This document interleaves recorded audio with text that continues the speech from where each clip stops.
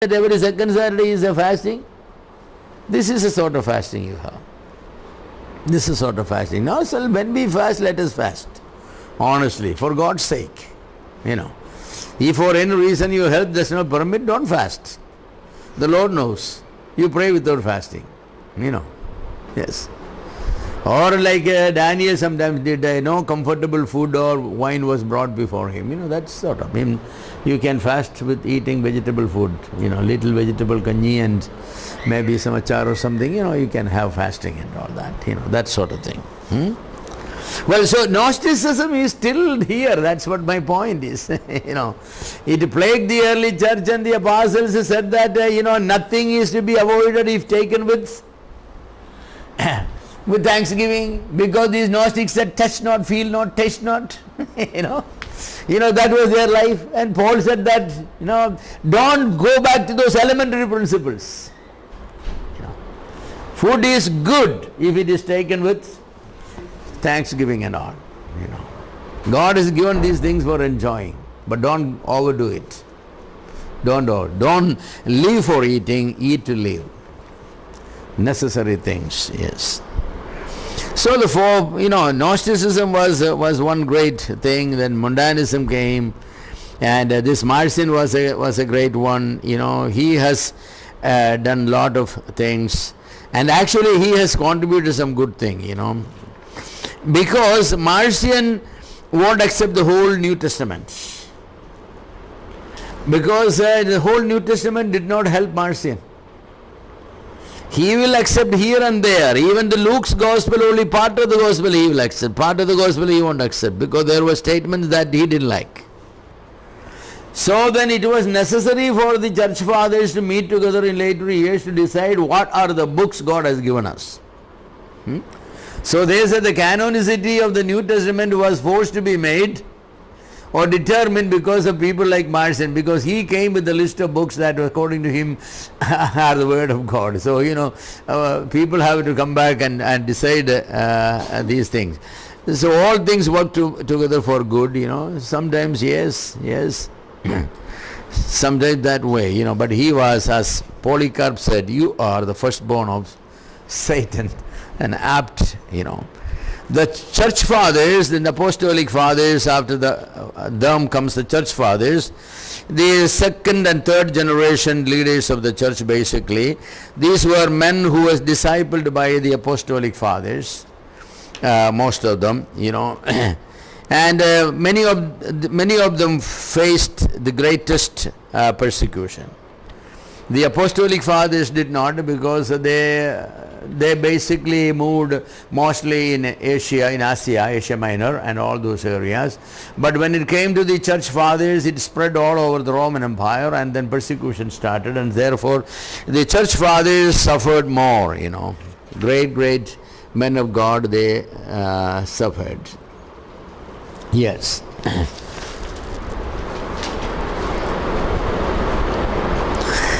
The first such a great doctrinal heresy during the church fathers was the denial of the deity of Jesus Christ. That Arius came in. He didn't come during the apostolic fathers. He came during the church fathers, and he brought in that wrong doctrine that Jesus Christ, before his incarnation was only an angel.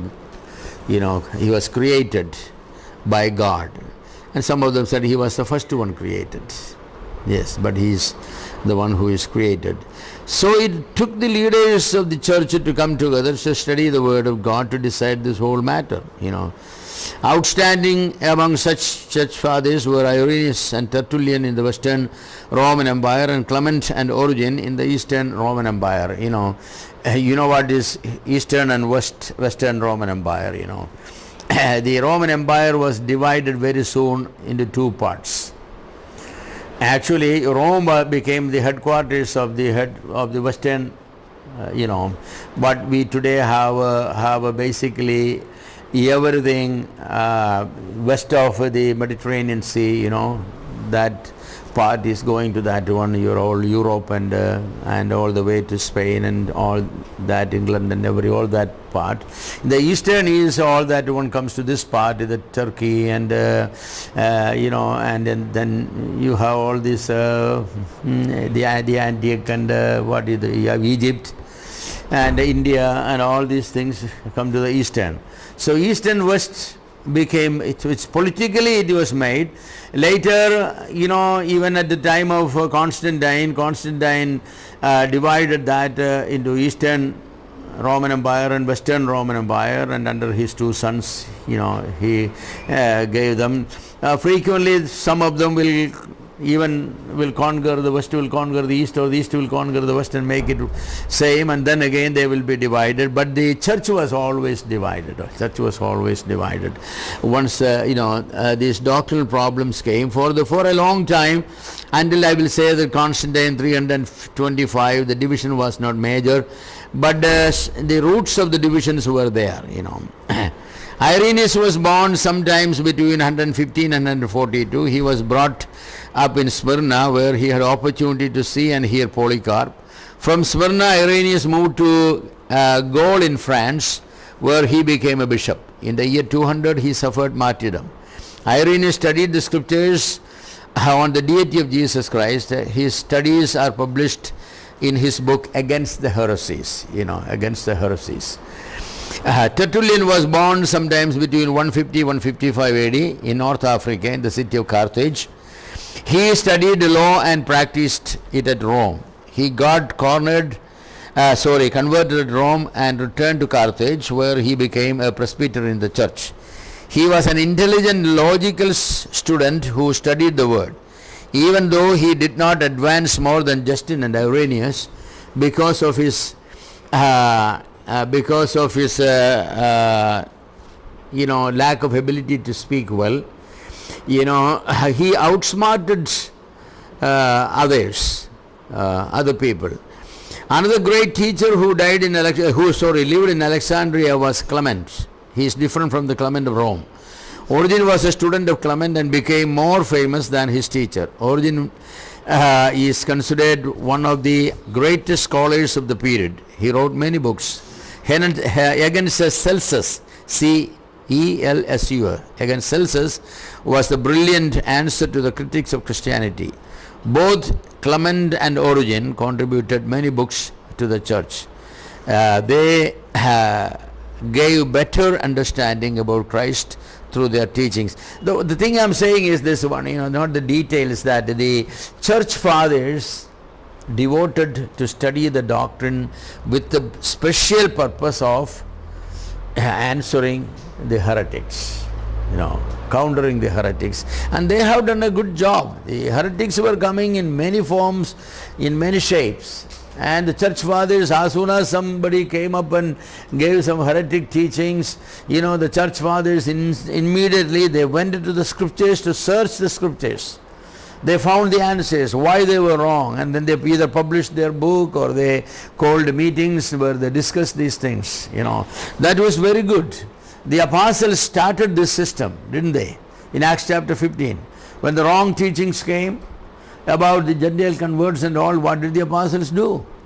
They immediately, Paul and Barnabas, they went to Jerusalem and the whole church met together, and Paul and Barnabas were the missionaries there and all the other apostles were in Jerusalem only. So they met together, and how many days they spent, it's not said that, but they met together, the whole church met together, they discussed, they debated, they studied the scriptures, and then they came to the conclusion. I liked when James said that. It seems good to us and to the Holy Spirit that we lay no more burden upon it. It was not the opinion of the apostles only, but it was something divinely, attested. That was very good. It seemed good to us and to the Holy Spirit. How did that? We know they were living at a time when prophecy and tongues and everything was there. Maybe the Holy Spirit spoke about it. That's one thing. It may be even better to say that the Holy Spirit is the one who inspired the scriptures, so they examined all the scriptures. They could not see any evidence neither in the teachings of Christ or in the teachings of what the apostles were teaching, that the Gentile Christians are are required to follow Judaism. Maybe the Holy Spirit gave them more light into it. So this was a great example the apostles have given to the early church. The early church therefore followed the same thing.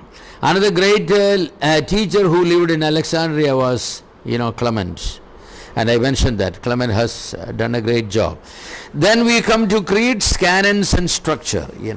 The early church, the apostolic church, they didn't have no creeds, they had no canon, they had no structure. Now listen, apostles all wrote books, but they never gave us a list of the books. Paul never gave us a list of all the New Testament books. Even John, who wrote the last book, I wish he gave us a list of all the books, but he did not give us a list of all the books. So it was necessary for the church fathers to come and do that. One positive outcome of the heresies of Gnosticism and Montanism is the emergence of creeds and canon.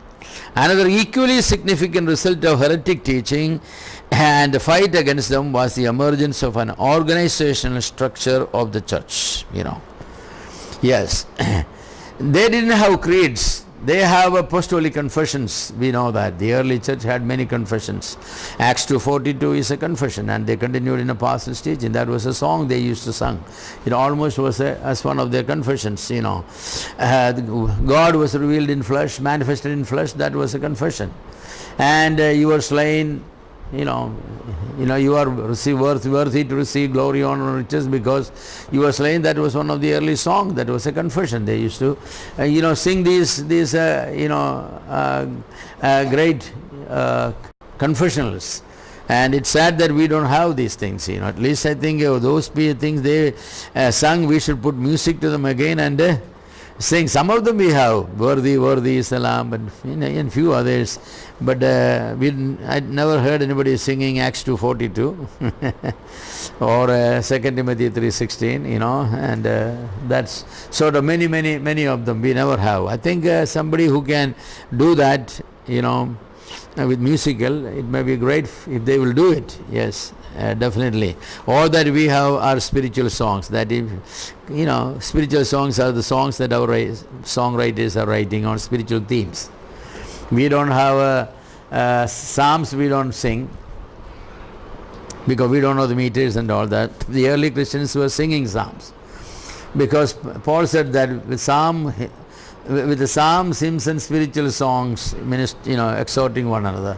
So they were singing psalms. Psalms are all music. The Jewish people were singing. Today who is singing?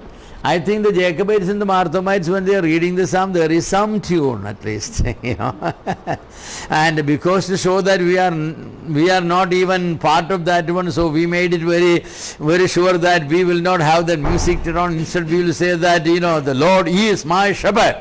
I shall not want, That musical tone, we have taken it out, No, I think, if you know how to put it, sing them together. So my point is, a creed was necessary to come out, They needed to tell the people exactly what is the doctrine. The creed really means I believe. So they used to say that I believe in one God, existing in three persons, the Father, Son and the Holy Spirit. That's a creed, apostolic creed. So they required them, those creed to say that. It's good and it's necessary. The necessity for forming these creeds was because of the false teaching of these people, so they needed to tell the church what to believe. And so creeds have come, and thank God for these apostolic creeds, because without them sometimes more people would have come and taught the wrong things. Now it's more difficult because we have these creeds. So the Apostles' Creed became essential, and they gave a summary of what the Apostles taught. It was felt by everybody that the believers should memorize the words of these creeds or these statements. The Apostles' Creed basically, condemned these heretics. It was a great blow. The word canon also has many meanings. Basically, it means a suggested list of books that are approved. Technically, it means a measuring rod. That's what canon technically means. The canon of the New Testament means what books are in the New Testament. The controversy arose because some of these teachers, heretics, came and denied some of the books. So they had to, sit down and discuss these matters. We will start to make reference about it in later, classes about this, but they had to. But let me go ahead and in advance say that really the question was not about the 27 books of the Bible. The canonicity of these 27 books was questioned by some people like Marcion and all that, yes, Mundanus and Marcion, they all did it, but not the churches. The churches never questioned them. Only the heretics had cast them. So what did the church did is, the church is really not creating a canon. No, the church was not voting to decide what books we should have in the New Testament. That was not. But what they were doing is, they were deciding whether many other books that were claiming the status of the Bible, are they really the Word of God? Like the Gospel of Thomas, or the Epistle of Barnabas, or something, For example, some of people were saying, hey, these books contain their good thing, good stuff. Shouldn't they be, accepted? Why are not we accepting them? And so they had to consider in detail why they should not be. So they have come up with the 3 guidelines. One of them was the apostolic authorship, or they will call them the apostolic attestation. The apostolic, either the book must be written by an apostle, or an apostle must have attested it. So, you come to the Bible, most all the books in the Bible are written by apostles, with the exception of Gospel of Luke and Acts, then John, Mark, then what we have is James and Jude.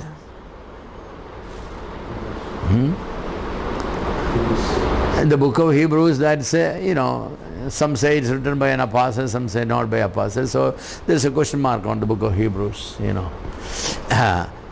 But then this problem was then overcome by saying that Luke is the Gospel of Paul. Luke was a co-worker, and so, borrowing a terminology from the Roman Catholics, imprimatur, the seal of approval. You take any book by the Roman Catholics, even the POC Bible, that is the imprimatur. The council of the bishops have accepted this translation. So the attestation that was there. That was there. The apostolic attestation or origin of the books.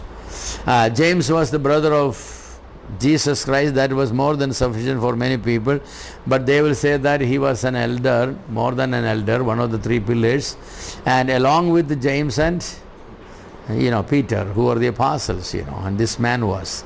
So the book of James was accepted on that category.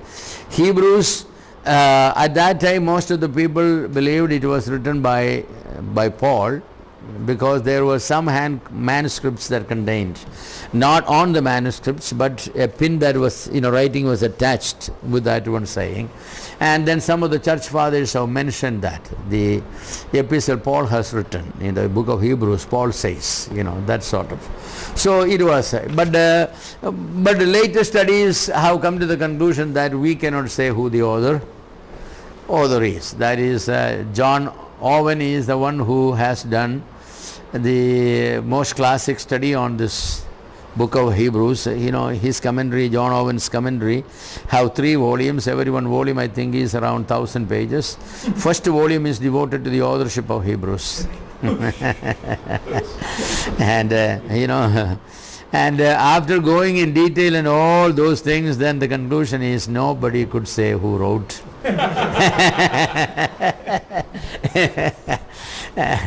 But he has examined every person whom others have suggested maybe he has written the arguments against and for, and came to the conclusion. So we say that we don't know. But still, there are people like me who think that maybe it was written by Paul, but I won't say it is, but maybe, maybe. Yes. Jude is the brother of Jesus Christ, and he was again, same thing that applies to James goes, Yes. Some people say, it was written by the Jude the Apostle, who committed suicide. On the way to commit suicide, he thought he must leave something. So he was in a hurry, therefore he couldn't do very much. He scribbled a little bit. Yeah. No, we all know that he was not the one who... He was, people had the strangest notions, because they don't know any other Jude. The only Jude they know is this Jude. So when they say the book of Jude, even he wrote one, Yeah. And there is a Saint Jude also, Uddishta Karyangalude Apostle. This is, anything you wanted to achieve, then the novena of the Jude. Jude is the one, Yeah, again, at least that Jude is not the Jude Iscariot. Definitely. I mean, was there a saint like that, or he's the same saint? I don't know. Anyway, the second criteria that was used to decide whether a book was canon was its agreement with the doctrines of the Bible. It should not be teaching anything that is contrary to what is taught in the 66 books of the Bible. They call the doctrinal harmony. All those books they called Apocrypha, they were all rejected on many grounds, but one of the grounds was they all contained some statement that was against what the Bible taught. The Apocrypha here and there will have some statement about some questionable matters, so they cannot be accepted as, because God never contradicts. So that's a very, very important truth. So they have examined many of these books. People were claiming that those books should also be accepted as part of the canon. They found that those books contradict something. They were not 100%. Of course, they all failed on the first count, yes, but on this one also. The third thing was that the book must have been accepted as canonical by the first century church. The book must have been accepted as canonical by the first century church. They say we cannot make a book canonical. No. If it was canonical, just like in the Old Testament, when prophet has written something, the Jewish people accepted it, and a copy of that one's kept there, where the other books were written, kept. As the New Testament, churches accepted it. How do we know that? They made copies of it. So they examined from places and places, churches and churches, to find whether those churches never accepted these books, only the 27 books. Even if some churches did not accept one of those 27, the other churches has accepted, but no one ever accepted any book other than the 27. So they cannot. What churches have not accepted, we cannot make them canonical. They say, we fathers are not sitting here to make canonical. No, we don't. That's God's word. God decides. But if the people who are the recipients, they felt that, okay, Epistle of Barnabas is not God's word, they treated it as a good book. Barnabas may be written, whoever is the pseudo Barnabas, whoever is maybe a good man, and the good things were good, but it is not God's word. See, Paul said in 1 Corinthians 14, if anyone thinks he is spiritual or a prophet, let him know that what we say or we write is the commandment of God. That's the difference. Spiritual people can say good things. Even New Testament prophets can say good things, but they cannot give the word of God. That only for the apostles. That's what Paul said. Let him know that theirs is not God's word, ours is God's word. So those prophets were expounding, the New Testament prophets were expounding the word of God. They were preaching the word of God. They were not giving the word of God. Giving the word of God was the job of the apostles. So these criterion were applied, And then they came up with the canon. They said that only 27 books of the Bible meet these qualifications. The church only accepted them. So they will remain as canonical, and they always remain as canonical. People wanted other books also. They say that, don't we want these things and all that. Okay, we'll take a short break here and then continue our